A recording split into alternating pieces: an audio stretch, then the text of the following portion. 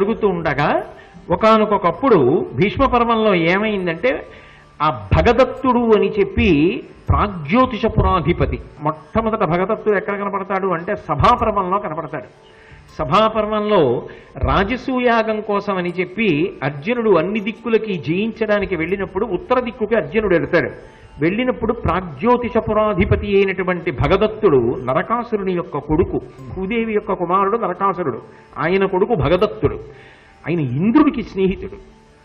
సామాన్యమైన వీరుడు కాదు. మహాభారతంలో భగదత్తుడు యుద్ధం చదువుతుంటే ఒళ్ళు గగురు పొడుస్తుంది. ఒకప్పుడు భగదత్తుడు వలన అర్జునుడు మరణించవలసింది. కృష్ణుడు కౌలించుకుని కాపాడాడు.